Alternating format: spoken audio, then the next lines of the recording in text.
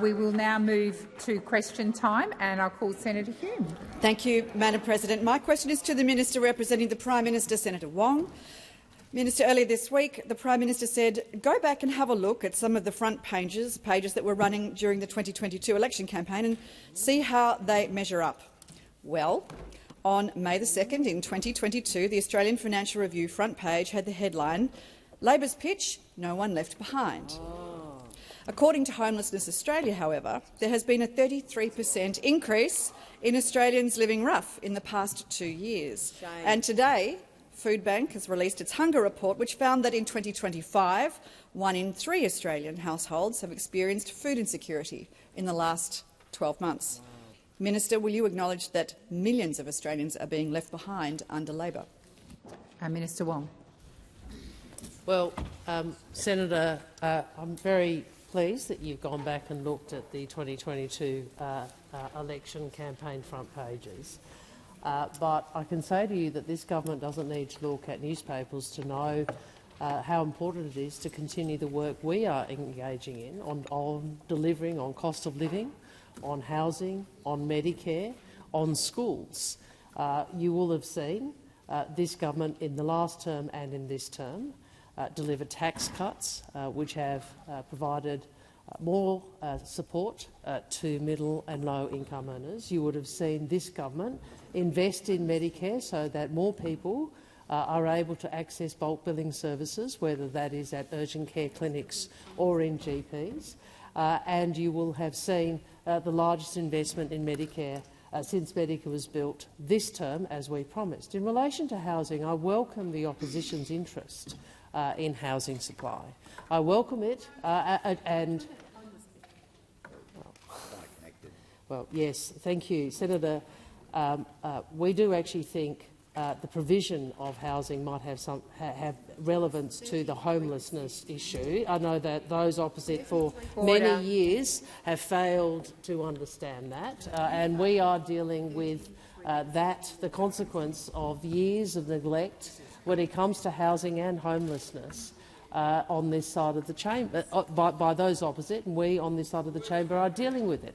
And in addition to the Housing Australia Future Fund, you will recall that this government is prioritising and allocating investment in social and affordable housing, because we understand the importance of the provision of affordable housing as part of addressing homelessness and, frankly, people who are doing it tough in this country. Thank you, Minister Wong. Just before I call you again, Senator Hume, I'm going to introduce our distinguished visitors. I draw to the attention of honourable senators the presence in the gallery of a parliamentary delegation from the Tuvalu Parliament, led by the Speaker, the Honourable Sir Yakuba Italale. I would also acknowledge the High Commissioner for Tuvalu, Samuel Leilonu. On behalf of all senators, I wish you a warm welcome to Australia, and in particular to the Senate. And with the concurrence of honourable senators, I invite the Speaker to take a seat on the floor of the Senate.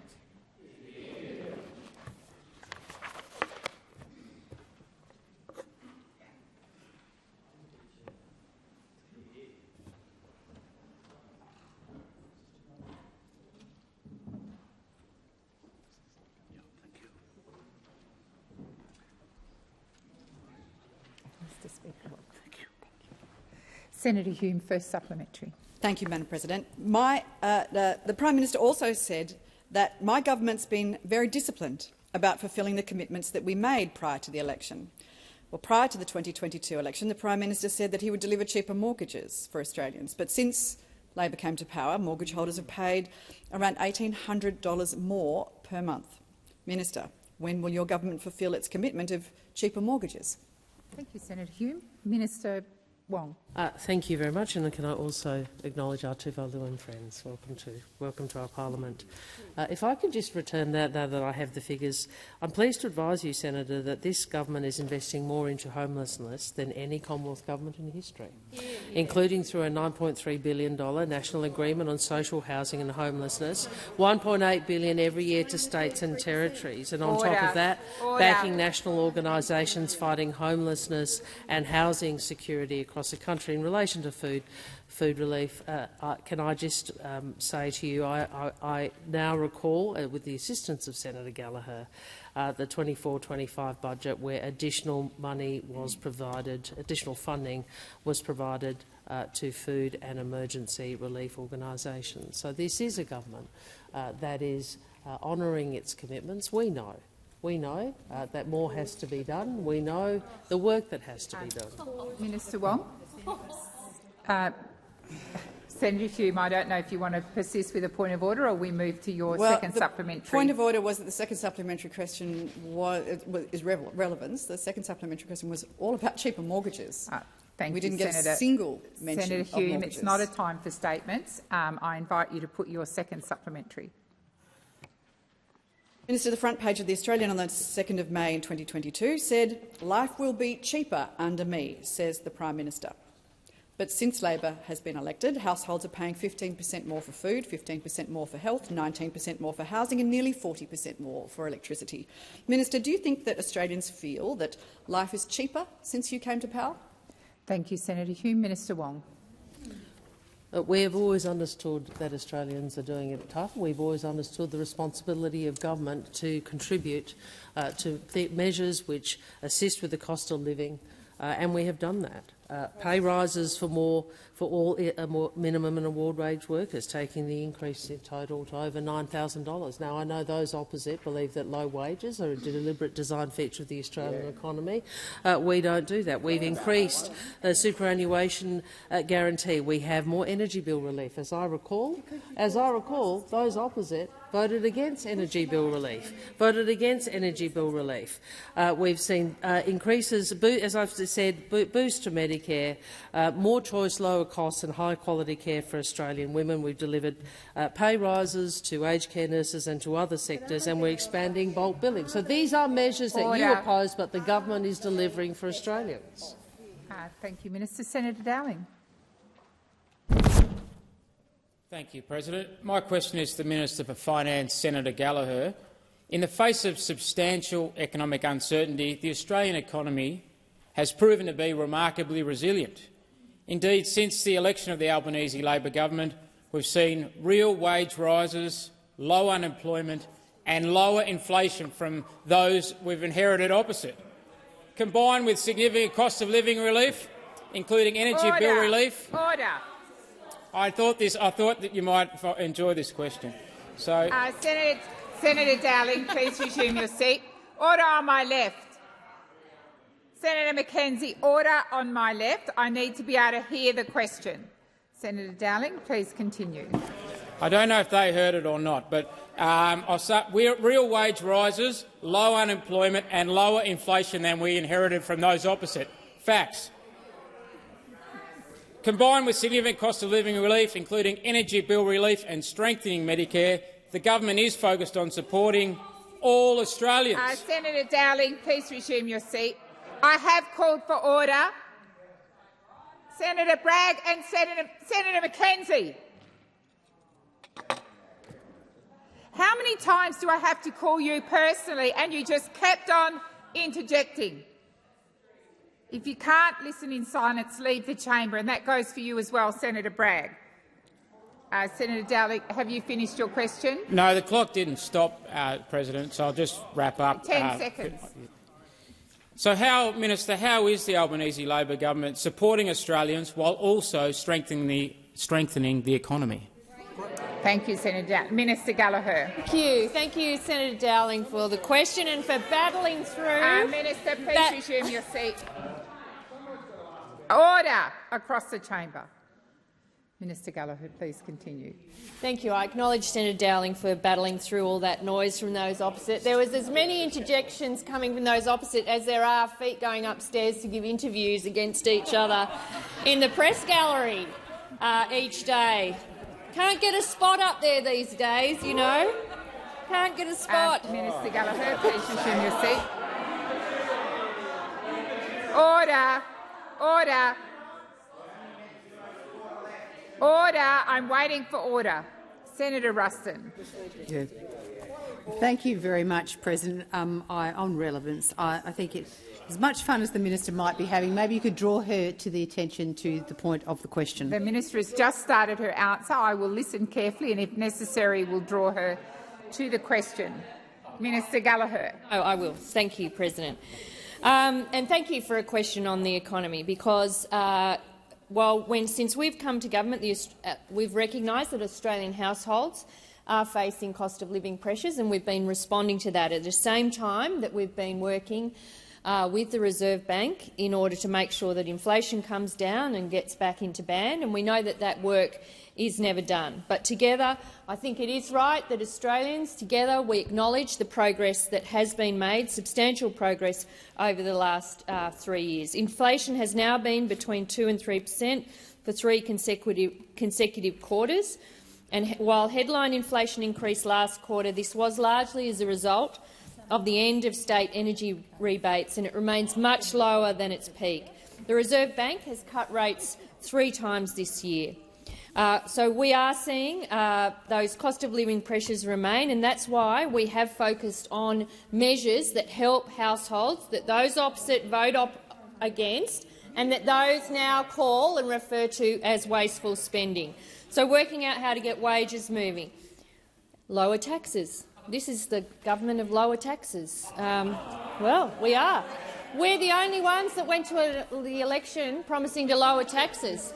You promised to raise income taxes for every single working person in this country to pay for a $600 billion nuclear fantasy that some are still trying to revive. This government remains focused on the commitments we took to the election, on delivering on those commitments and supporting households right across the economy. Thank you, Minister. Senator Dowling, first supplementary. Thank you, President. We'll see how we go this time. Recent economic indicators, including the reaffirmation of Australia's AAA credit rating, something we should all celebrate, point to confidence in the nation's outlook and capacity for growth.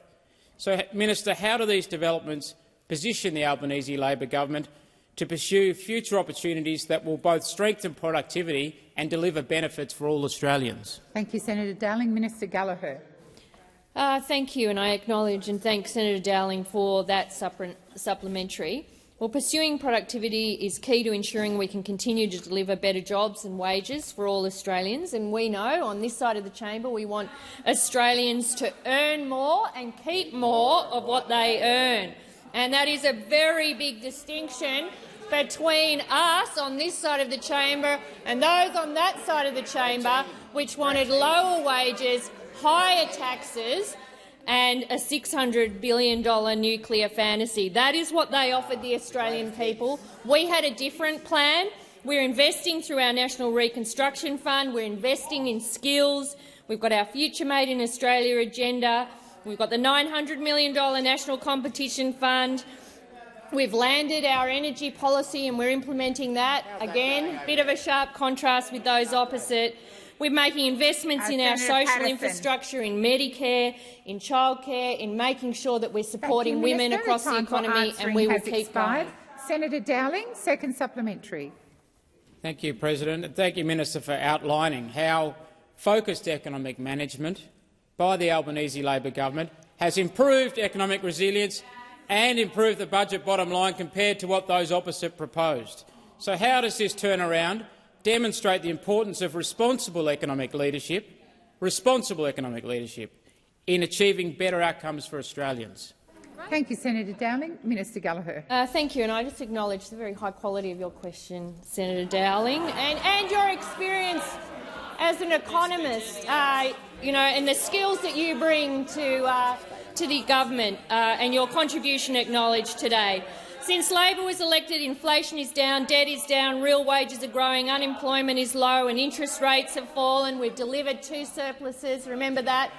We turned 2 Liberal deficits into 2 Labor surpluses. We've found savings. We're repairing the budget. We're making the investments we need right across the economy in productivity, in our key social infrastructure like early education and care, like education, housing, Medicare. This is what this government is doing. We're acting on pulling every single lever we can to make sure we support households and build the economy that future generations in this country deserve. Thank you, Minister. Senator Bragg. Thanks very much. My question is to the Minister representing the Prime Minister, Senator Wong. The government continues to cover up secret Treasury modelling that shows how much Labor's expanded home guarantee scheme will push up prices. Why won't the government release these secret documents? Right. Minister Wong. For housing was one of your key points. That's covered up. A review. You did a review and Well, Order. it was a one-person Order across the chamber. Senator, well, I'm sure that you will continue to press for the release of whatever documents the Treasury is utilising, but I think you have heard the Prime Minister, I think the Treasurer, and perhaps might have been Senator Ayres, because he was in the Treasury estimates talking about what advice was provided or what the sorts of quantum that their modelling indicates, which is not consistent with the sort of fear-mongering that you're engaging in. But while we're on the Chamber of Secrets, I really give you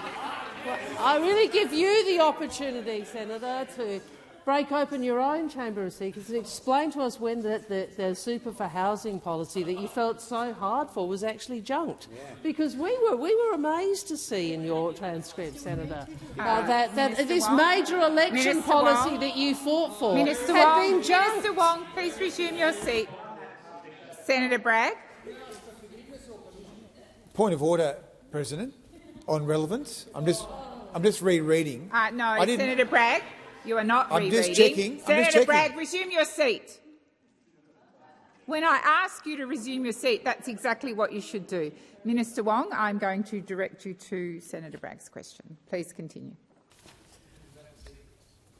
Well, yes, I am talking about the secrets. I'm talking about the secret policy announcement that wasn't an announcement but was an announcement. We are interested in whether or not the Super for Housing policy has actually been permanently junked or not. Minister Wong, please resume your seat. Senator Bragg. Thank you, President. Point of order on relevance. The question was about the secret reports, not about the superannuation. Thank you, Senator Bragg. I will direct the minister to your question. Minister Wong. Well, Senator, I think you've been advised this on a number of occasions, but I'm happy to do it again, that Treasury advice indicates that the impact of this policy on house pricing will be minor. Senator, I'm giving you an answer around the advice that I understood was being provided was around 0.5% over 6 years, and the facts are that other factors have a much greater influence on house prices, including interest rates and supply. Which brings me to the point that I think is of relevance. Senator, if you are keen on reducing the growth in housing prices, perhaps instead of wandering around secretly announcing the junking of your policies, you might actually want to think about what it is you support for housing supply. Because housing supply is fundamental to making sure we have more affordable pricing. Thank you, Minister. Senator Bragg, first supplementary. Thank you very much. The Prime Minister said the Treasury modelling detailed that the home guarantee changes, which you just referred to, would push up prices by 0.5%. In October alone, however, house prices went up 1.1% overall and 1.2% in entry-level houses. So it seems the modelling is already wrong. Is that why we can't see the modelling? Thank you, Senator Bragg. Minister Wong. Well, Senator, there's a willful disregard for the answers, very transparent answers that are being given in the other place and in this chamber. We have told you now on more than one occasion what the price impact. We told you more than one occasion on what the price impact that the Treasury modelling disclosed is. So we've provided that information. I know you don't like it, but we've actually provided the information. So everybody, he's getting all head up on getting information that we have actually given him. He just doesn't like the answer. Now, in terms of why house prices have moved in this last quarter, I again refer you to my earlier answer, which is there is more than one factor in the housing market which is going to affect supply. And I know that it's politically convenient for you to look only at one factor. Please resume your seat. Senator Bragg. Point of order, President, of relevance. The question was Why can't we see the modelling? Senator Bragg, the minister's being directly relevant to your question. Minister Wong, please continue. Well, Senator, I will certainly look at what the Treasurer's advice is, with, as Senator Gallagher outlined today about the hundreds of OPDs this government is dealing with. I don't have in my head the precise number Minister. that you were talking The time for about. answering has expired. Senator Bragg, second supplementary. Thank you very much. With or without Labor's secret modelling, house prices are going up, especially for entry-level homes. Does the government think this is a good outcome for first home buyers? Thank you, Senator Bragg. Minister Wong. Senator, as you would know, what we have said, what Minister O'Neill has been very clear about, our priority is across this area to increase the amount of houses coming on supply. We are wanting to increase supply. We are also investing in homelessness and social affordable housing, and we are also providing first home owners with some assistance.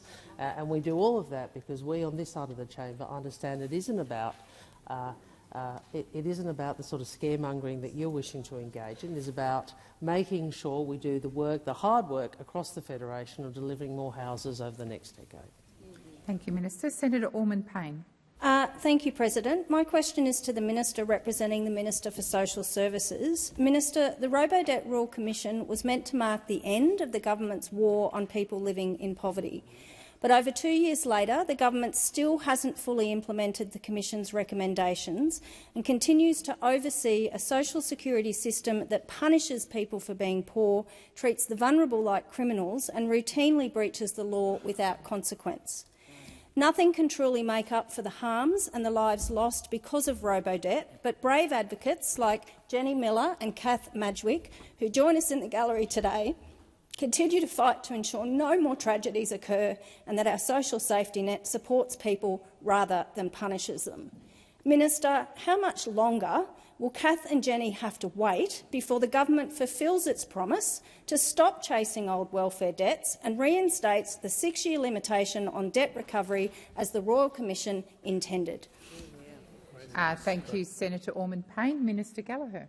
Thank you, President, and I thank Senator Ormond-Payne for the question and acknowledge those in the gallery that she referenced in her question. And we have, since coming to government, been doing a lot of work about making sure that our systems are right and that they're backed legislatively, that we have the legal backing for the way we deliver services to the Australian people. You are right to draw attention to Robodebt, and there has been enormous work done over the last parliament, both through a Royal Commission and the response to the Royal Commission, and that has significantly changed the way, I think, the public service works and the way we deliver services to the Australian people. There are a number of areas where work is underway across both Minister Plibersek and my portfolio in government services to ensure that the policy intent of the way we deliver services is supported by law, and there are some areas which I think have been drawn to attention, including by the Ombudsman, about areas where there needs to be further law reform, further legislation to deal with those, and we will continue to work through those as we can. There is work underway, I can assure you, across government in relation to that. I'm not specifically aware of the situation, the individual situation that you mentioned, but we are doing and have taken some decisions around remediation of debts and making the debt recovery system fairer, including looking at low-level debts and how we deal with those, and that work is being led by both Minister Plibersek and but of course closely with me as Minister for Government Services. Thank you, Minister. Senator Ormond-Payne, first supplementary. So-called mutual obligations force people on JobSeeker into pointless box-ticking exercises and compliance activities that deliver billions of dollars to private employment agencies but provide no real help to job seekers. In the past year, over 2 million payment suspensions have been issued under this system, a system that 2 reports have now found may not even be lawful. Minister, can you state with confidence that the targeted compliance framework is operating lawfully? Thank you, Senator Orman-Payne. Minister. Sorry, Senator Orman-Payne, I just missed the question at the end of that. It was Senator Orman-Payne, if you just repeat the last sentence. Minister, can you state with confidence that the targeted compliance framework is operating lawfully? Thank you, Senator Orman-Payne. Minister Gallagher. Thank you. That doesn't actually fall under the same portfolio as the first question. It's a system that's run under the Minister for Workplace Relations, but I am aware of both work that she is doing under employment services reform and is considering in relation to the first part of Senator Orman-Payne's question in relation to targeted compliance framework, that there has been work done, and I'll see if there's more information I can provide.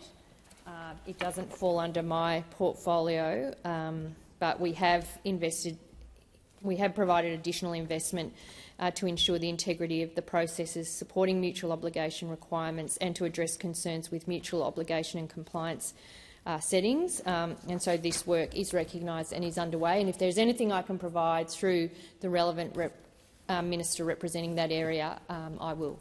Thank you, Minister. Senator Orman-Payne, second supplementary. Minister, given that the government can't say that the targeted compliance framework is lawful, as they've stated in estimates, how can the government continue to operate it? Will social services suspend payment suspensions while this remains in doubt, or will you continue to deprive hundreds of thousands of job seekers of the funds they need to survive?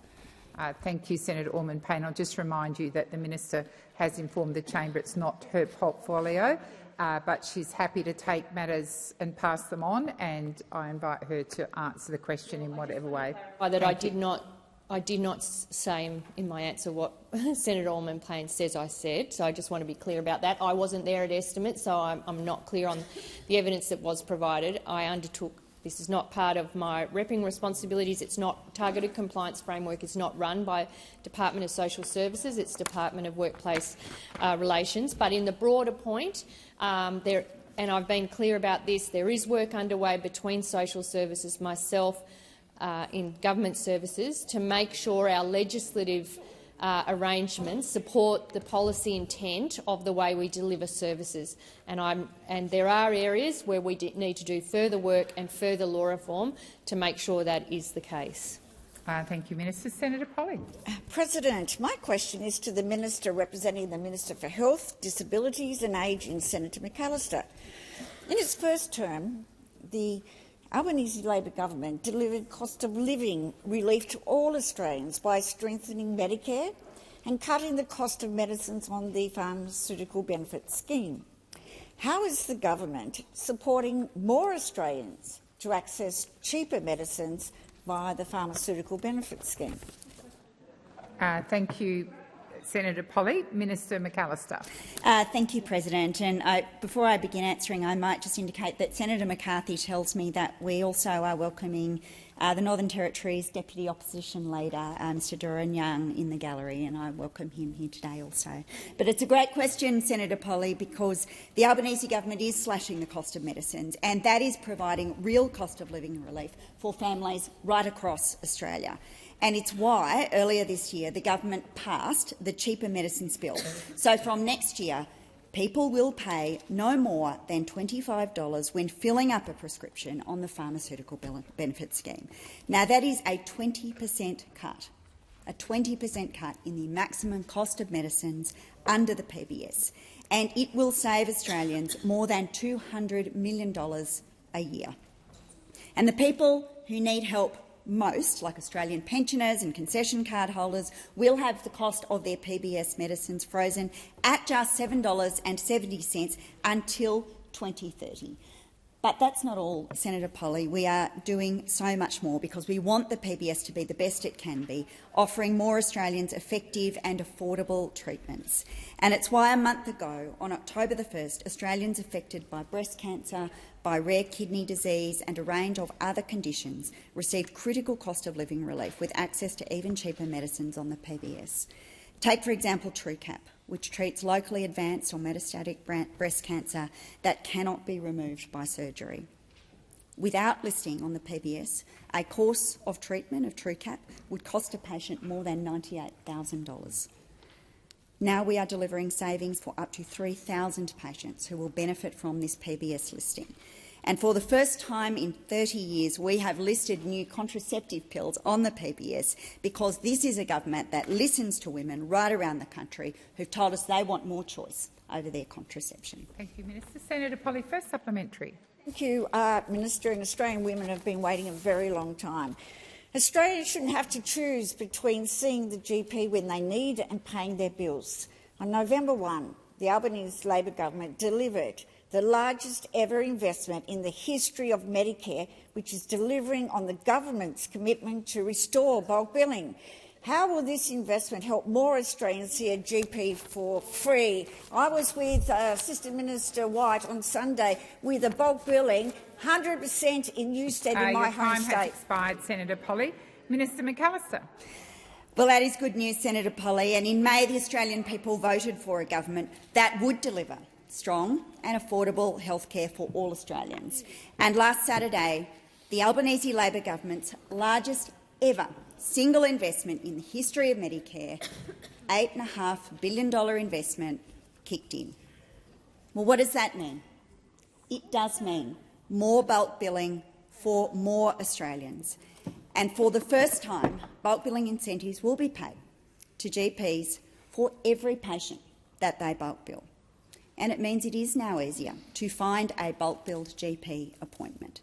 Around 1,000 clinics have indicated they are moving to full bulk billing, having previously charged gap fees. And that is what Labor governments do. They deliver real benefits for everyday Australians. Our government is getting on with the job, delivering affordable health care for Australians, because the only card you should need when you're sick is your Medicare card. Thank you, Minister. Senator Polley, second supplementary. Thank you, President. Minister, what other measures is the Albanese Labor government taking to deliver affordable health care to all Australians?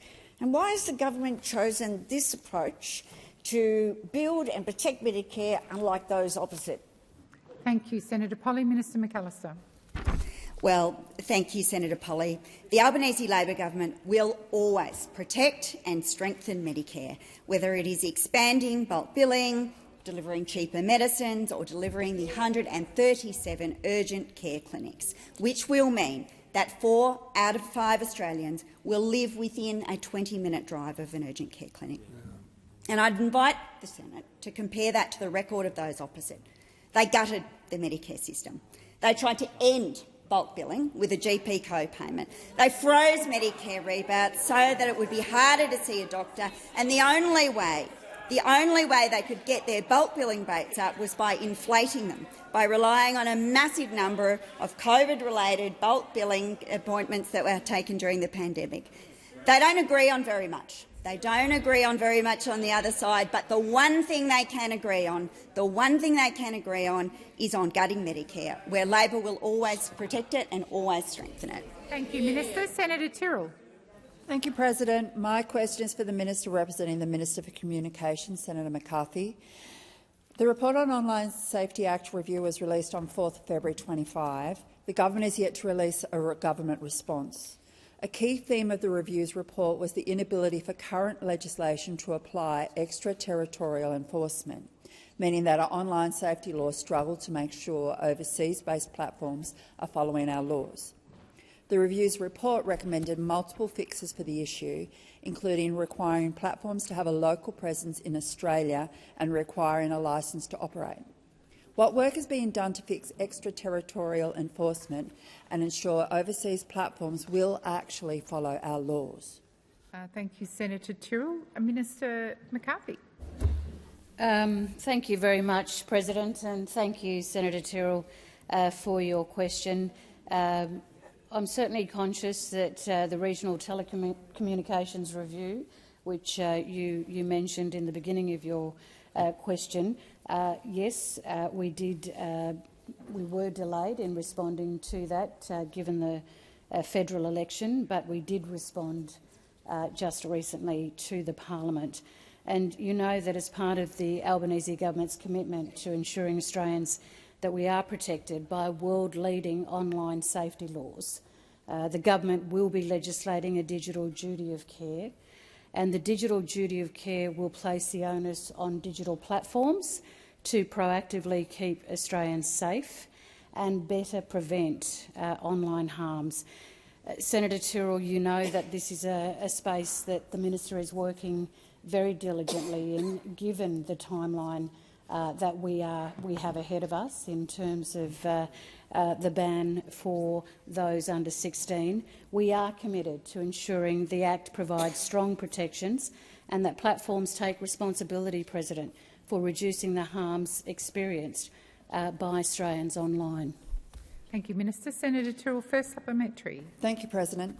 The government knows platforms can avoid paying fines or following court orders directions that enforce the Online Safety Act. Takedown notices by eSafety have been rendered practically useless by federal court rulings, leaving overseas platforms like X laughing. If nothing has been done yet that will be ready in time for your social media kids ban in 1 month's time, how do you think the ban can actually be enforced by the courts? Thank you, Senator Tyrrell. Minister McCarthy. Thank you, President, and thank you, Senator Tyrrell. We know this is a world-leading process that we are taking. We know also because of the support that the minister received in her trip to the United Nations recently. And we also know that it was largely because of the words of one of the parents, Miss Emma Mason, who spoke so passionately, Senator Tyrrell, not only to the UN but to the world in regards to what had happened to her. We recognise that there will be difficulties along the way, but the minister is working diligently to ensure that this piece of legislation and those telcos are ready for the 10th of December. Thank you, Minister. Senator Tyrrell, second supplementary. Thank you, President. As you indicated when the report was released back in February, the government's recommitted to a digital duty of care, but has since been silent on this and the broader report. Almost 1 year on, with no government response, can the minister please provide an update on the duty of care and explain what other recommended reforms are being pursued, separate to the duty of care? Thank you, Senator Tyrrell. Minister McCarthy. Yes, thank you, Senator Tyrrell, and I'll certainly provide you the advice I've been given, but also happy to seek further advice. But I'm made aware that Australia's online safety work is world-leading, and to ensure the Online Safety Act is fit for purpose, the Albanese government brought forward that independent review. The government is carefully examining all of those recommendations and everything that you've mentioned today. Thank you. Thank you, Minister. Senator McDonald. Thank you very much. My question is to the Minister for Industry and Innovation, Senator Ayres. Minister, Iluka Resources is planning on suspending operations at their Cataby Mineral Sands mine, and they're only operating synthetic rutile processing kiln in Western Australia in less than a month, putting hundreds of jobs at risk. Following this, BHP has scaled back production at its Yandi iron ore mine, and South32 have announced redundancies at its Worsley operation due to increasing cost pressures, putting hundreds more jobs at risk. Across the country, we've seen the deindustrialisation of Australia thanks to your failed energy and industry policies. How many more jobs will be lost under your watch? Thank you, Senator McDonald. Minister Ayres. Thank you. I just point out that there are a series of those operations that clearly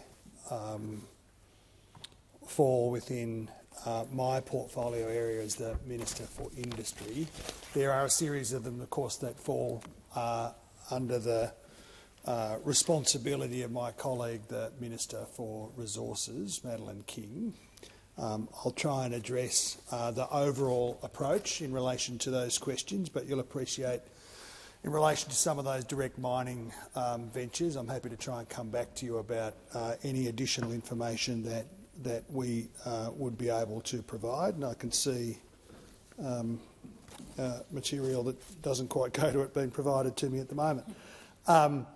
The broad question at the end of your question was about the approach of this government on industrial policy and industrial jobs. And you will have seen over the course of the last 6 months our approach to securing the future viability of a series of industrial facilities that employ or cause to employ many, many thousands of people, including one in your home state of Queensland, that the knock-on effects of the closure of that Glencore facility would have been many, many thousands of jobs. I am asked about approaches to energy policy. And one of the most important things, of course, in this area is consistency. Senator McDonald, on the 28th of March 2023, you said, "We supported a measured, cooperative approach to net zero by 2050. That was your position. I wonder what it is today. Thank you, Minister. Your time has expired. Senator McDonald, first supplementary. Minister, your government has overseen 8,000 Western Australian jobs lost thanks to the collapse of our nickel industry, and another 800 jobs lost at Kwinana before these more recent announcements. Why are so many Western Australian jobs at risk under Labor? Thank you, Minister McDonald. Minister Ayres. Senator McDonald, Minister Ayres. That's all right, President. Well, I think that it could only be the coalition that would blame the Commonwealth government for what is going on in the global nickel market. Like that is the sort of irresponsible, wandering past the problem sort of approach that underscores the delinquency of the period that those opposite were in government. Senator McKenzie. It's a bit like it's hard to find a metaphor that is appropriate. It's not just the teenage arsonist blaming the fire brigade for turning up late. It's the teenage arsonist who's still pouring petrol out, holding a lighter, blaming the fire brigade for turning up too late. Senator McDonald, second supplementary. We've seen risks of job losses at Tomago, Iluka, Nearstar, Glencore, BHP. When will you admit your energy policies are failing Australians, driving up prices and costs, or will taxpayers yet again have to pay for your failures? Thank you. Order. Order. The minister is on his feet. Order. Senator Watt, order. Senator Watt, I have called you to order. Senator Brockman. Minister Ayres. Thank you. What is absolutely clear is that Australia is paying the price for a decade of delinquency. Now, there were efforts by the previous government. Mr Taylor said the coalition's policy to achieve net zero emissions by 2050 is a responsible and balanced plan. Senator Kovacic said the previous Liberal government that Australia committed to reaching net zero by 2050. Ms Lee said we have a technology-agnostic approach to reaching net zero emissions by 2050. It goes on and on and on. Senator Smith was over there saying the coalition is committed to transitioning to net zero. Minister Ayres, please resume your seat. Senator McDonald. On relevance, I'm waiting to hear about Australia being able to compete on energy Senator policy. McDonald. Order. Order. Order. Order. Senator McKenzie, I don't know why you think, after I've said order 3 times, that somehow you deserve the last word. You don't. Minister Ayres, I'm going to draw you back to the question. Well, we will continue to deliver the modernisation of our electricity system. We will continue to improve the gas market settings in the interest of heavy industry. The time for answering has expired. Senator Payman. Thank you, President. My question is to the Minister for Industry and Innovation, Senator Ayres. Green iron represents a massive opportunity for jobs, investment and exports in line with Future Made in Australia. The government has allocated $2.4 billion to Whyalla, but we have an equally valuable magnetite resource in Midwest WA. Major investors are now turning to the Middle East to invest in green iron because positive government support which puts future WA jobs in this sector at risk. While the WA state government is investing, we need the speed and scale that only the Commonwealth can deliver. Premier Roger Cook is in Canberra, so I'm sure WA is on the agenda. Minister, what funding has the federal government allocated for common user infrastructure at Geraldton Port to crowd in private capital and investment? Minister Ayres. Thank you, President, and Senator, thank you for that question. I guess I know this is the state's house, but I would not pit Australians against each other on these questions. And investment in South Australia, which is a very good investment, very important to take that facility away from its owner who was running it into the ground against our national interest and against the interest of our industrial capability, is a good thing for Australia and a good thing for Western Australians. It maintains our iron and steel-making capability in Australia while we build for the future. You are right to point to Western Australia's enormous potential advantage here. And what this government is trying to do is to achieve 2 objectives.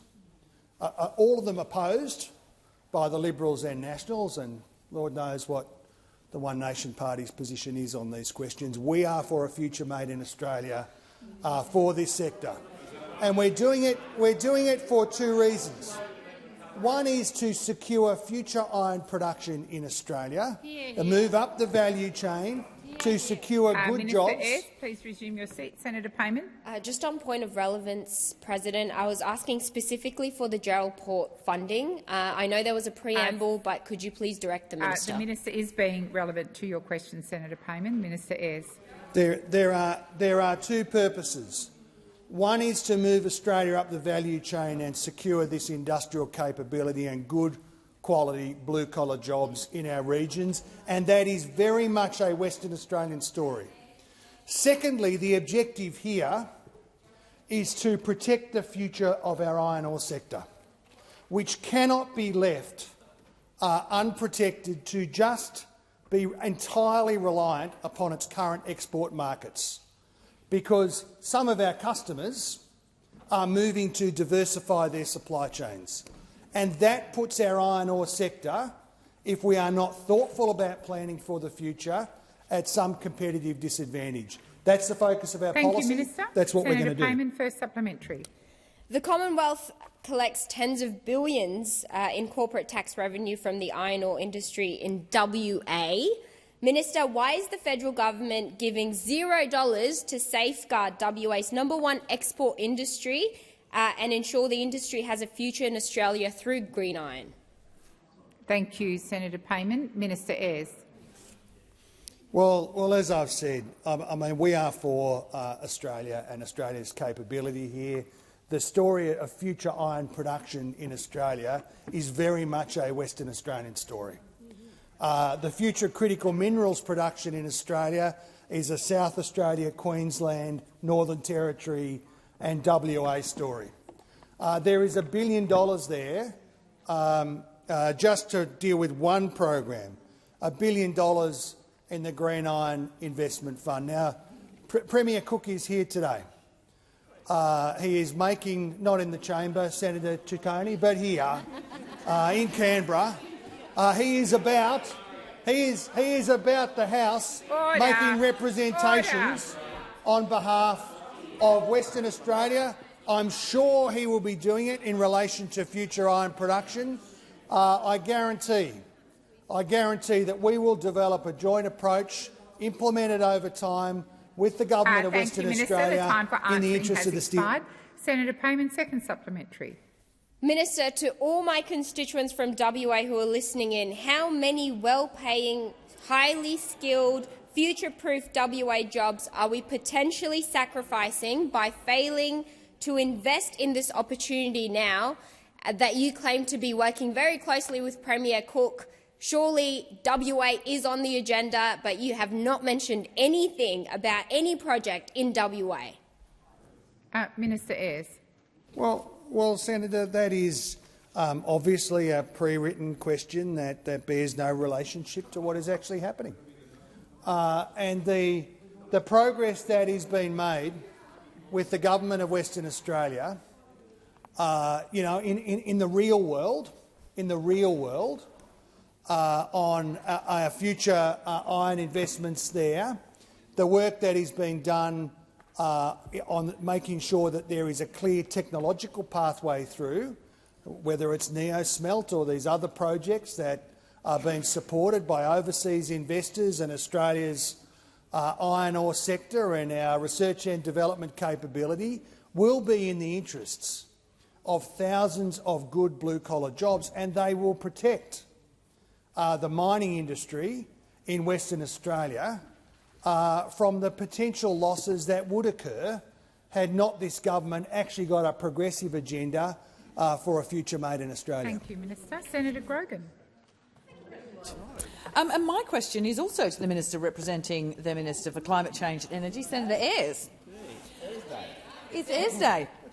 Delivering cheaper and cleaner electricity is central to the Albanese Labor government's economic agenda. Can the Minister confirm that the Australian Energy Regulator cited unreliable coal power plants as a key driver of higher electricity prices? That's unreliable coal power plants, a key driver of higher electricity prices. And can he also outline why unreliable coal power drives up electricity costs? Senator Grogan, please resume your seat. Senator Grogan is entitled to ask her question in silence. Please continue. Thank you. So, in addition to that first section, I might just quickly run past it again. Can the Minister confirm that the Australian Energy Regulator cited unreliable coal power plants as a key driver of higher electricity prices, and why is unreliable coal power driving up electricity costs, and why is it a feature of the Australian grid, and what is the government doing about it? Thank you, Senator Grogan. Minister Ayres. Well, thank you, Senator Grogan. It's a very good question indeed, and I'm sure you didn't want to provoke those opposite who sort of, ping around on these questions, perhaps from embarrassment. If only we could have an embarrassment-powered electricity system. You're right, Senator Grogan. The Australian Energy Regulator has been very clear. Unreliable coal power stations drive electricity costs higher. Those old plants, 24 out of 28 of whom announced or brought forward their closures while those opposite were in government and did nothing about it, shut down without warning, requiring the use of fast but expensive gas peaking power stations. Just yesterday, on one day, there were 3 gigawatts of unplanned coal power outages, making electricity more expensive for households and industry. It's not just the Australian Energy Regulator. Rio Tinto has been clear that the coal power from AGL Bayswater is too expensive after 2028. That's why we are building new generation. 15 gigawatts added to the grid since we were elected, 20 gigawatts in the pipeline. We are delivering hundreds of thousands of home batteries, which make bills cheaper for Australians and help support our grid. Minister Ayres, please resume your seat. The constant interjections, particularly from you, Senator Canavan, but not you alone, are incredibly disorderly. Senator Mackenzie, once again, you have to have the last word. Minister Ayres deserves to be heard in silence. If you can't give him that respect, leave the chamber. Minister Ayres. Deserves was very generous indeed, President, but I'll take that absolutely. The fact that the National Party want to drag Australia back to that policy gibberish, and these guys aren't prepared to stand up to them. Minister Ayres, please resume your seat. Once again, Senator Mackenzie and Senator McDonald, interjections and your constant running commentary is completely out of order, and it's disrespectful to me, just after I've had to sit the minister down, to bring you to order to start up again. I'm serious. If you can't be quiet, leave the chamber. Minister Ayres. Where is the courage of the modern Liberal Party? Where is the consistency? Where is somebody who is prepared to stand up in an effective way to this extremist takeover from the has expired. Senator Grogan. Thank you, President. Now, the Albanese Labor government is focused on reform that delivers structurally lower energy prices. You've stepped out for us how expensive the coal-fired power is. What reforms are required to deliver structurally lower prices, and what parts of our community will benefit? Thank you, Senator Grogan. Minister Ayres. Well, thank you. That's right. Dealing with the wreckage in the energy market that was left by those opposite is the serious business of this government. We need major reform. We need affordable gas in Australia to bring down the cost of gas for industry and the energy system. That's why Minister Bowen and King are working their way through the gas market review, whose purpose is to try and unravel the mess that was left by the show opposite. We need long-term certainty for electricity investors to make sure that more generation and transmission gets built in regional Australia in cooperation with farming communities, that this rebel opposite are wandering around stoking division, mostly with imported memes, imported from far-right extremists overseas, that they pretend that they made themselves. Thank you, Minister Ayres. Senator Grogan, second supplementary. Thank you, President. What I'm hearing from Senator Ayres is that there's cheaper electricity is requiring a disciplined approach, unlike those opposite, and a coherent policy, unlike those opposite. What exactly are the risks if energy policy is incoherent or delivered by an undisciplined government? Could the minister step out for us what those issues might look like? Thank you, Senator Grogan. Minister Ayres. Well, I only have a minute, President, but the key risk is a return to the investment drought, the disinvestment and the structurally higher prices that are a consequence of the delinquent decade that those opposite were in government. Senator Canavan said in 2019 electricity prices for manufacturing businesses in Australia have gone up 91% in the last decade. And what did he and the Morrison government do about it? In 2020, they gave goodness knows who $3.3 million. Minister Ayres, please resume your seat. Once again, the interjections are disorderly. Minister Ayres, please continue. $3.3 million of public energy to Shine Energy. Where are they now? For a coal-fired power station in Collinsville that never got built. Not a sod was turned. I don't think they even put a fence up. I don't think they even put a fence up. Your seat. Seriously, Senator Canavan. I invite you to leave the chamber. Then if you're going to stay in here, the choice is to listen in silence and be respectful to my directions and my orders. Minister Ayres, please continue. Well, the only thing that would guarantee more expensive power is a plan to reintroduce coal-fired power. I don't know what it'll be next. Coal-fired trains from this lot. Coal-fired trains. Thank you, Minister Ayres. Senator O'Sullivan. Thank you. My question is to the Minister representing the Prime Minister, Senator Wong.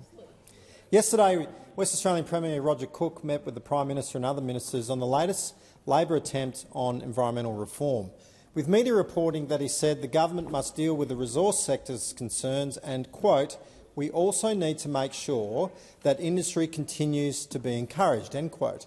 Has Labor's left-wing pro-green reform proposals failed Western Australian business and indeed all Australian businesses that have been rejected by the Premier of Western Australia and business groups again?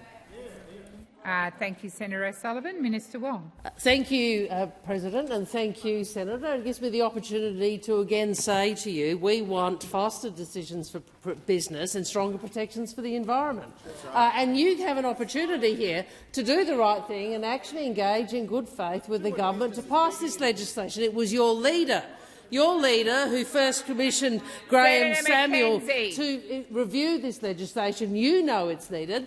And so instead of, if I may suggest, instead of coming here and complaining about the legislation, why don't you engage in good faith with delivering legislation which both improves decisions, the speed of decisions for business, and delivers stronger protections for the environment? Because that is in the national interest and that is in the interest of all states and territories. Senator O'Sullivan, first supplementary. President, thank you. The government claims to have met with the Premier and many stakeholders in developing the latest reforms, yet the very key issues they raised have not been addressed. What are the issues that have been raised, and why didn't Labor listen to the Premier and the business stakeholders and act on their concerns before drafting the legislation? Senator Ayres. Minister Wong. It is interesting, isn't it? Yesterday, my recollection is that the Greens were trying to drum up an argument that big business was all for this, and now we have an argument that we're not talking to big business. I think that's right. We've got the diametrically opposed narratives here. Well, perhaps instead of everybody playing politics with their own supposed constituencies, it might be a good thing if a couple of the parties in this place, other than the government, look to the national interest and pass legislation which you know is sorely needed. Thank you, Minister. Senator O'Sullivan's second supplementary. President, Australia is becoming less attractive as a place for international investment. Australians are missing out on our jobs and living standards are going backwards.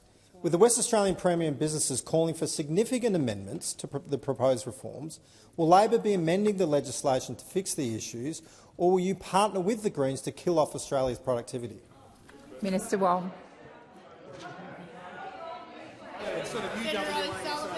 Thank you, President. Well, as I said, we want to deliver protection for the environment and better decisions, faster decisions for business. And what I would remind those opposite is that the Premier, I'm advised, said this: we can produce legislation which both encourages industry and protects the environment, and I think now is the time for the Parliament to do that. So why don't you do just that, Senator? And with that, I ask that further questions be placed on notice.